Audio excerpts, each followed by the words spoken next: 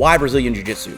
Brazilian Jiu-Jitsu has been an eye-opener for me. I've trained in many arts and got black belts in several others, but if you've ever trained in Brazilian Jiu-Jitsu, you know the difference in grappling training versus not having any experience whatsoever about what happens when it goes to the ground. Kicks and punches are great, but when someone gets a hold of you, those kicks and punches, it changes. You don't have the power, they close distance, and if you've not trained for that type of engagement, then you're behind.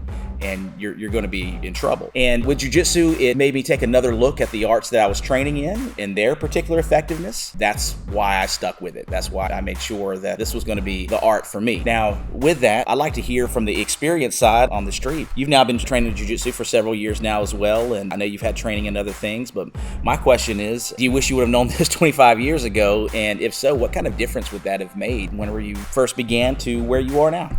Oh, it would have been a huge difference, and I'll say it by saying this. If you're in law enforcement right now, or you're in the military and you're an MP or anyone that has to deal with putting someone on the ground, how many times in law enforcement do you find yourself on the ground or in the military? Either by you putting someone there so now you're on the ground, or by them putting you there. And in my experience, that's happened both ways. Now, being honest here, 95% of it was me going to the ground on my terms, but still I was there. Right.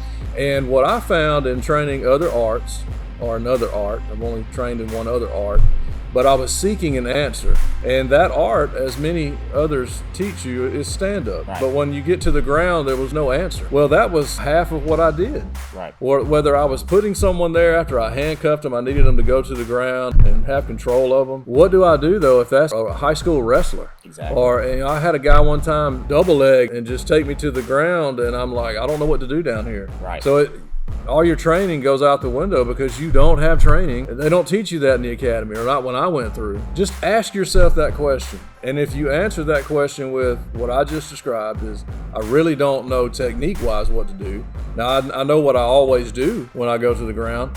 But if this is the guy, or somebody like me that hasn't trained as long as him in jiu-jitsu, or I'm telling you, some high school wrestler will make your life miserable, because if he's a decent grappler, right, and he gets you to the ground, you are now in his world. And what's crazy is we're in that world so much. That's right. Absolutely. And if you look at the punches and kicks and knees and so on and so forth, that definitely changes the scenario. But with jiu-jitsu, you will learn it's not just about what people see on TV with UFC, with choking someone out and things like that. No, you're learning controls in this program. That's what it was built for, is control technique, using these grappling concepts that have been out for many years. So I think you're going to find the difference. Keep on clicking, and hopefully you'll see some more.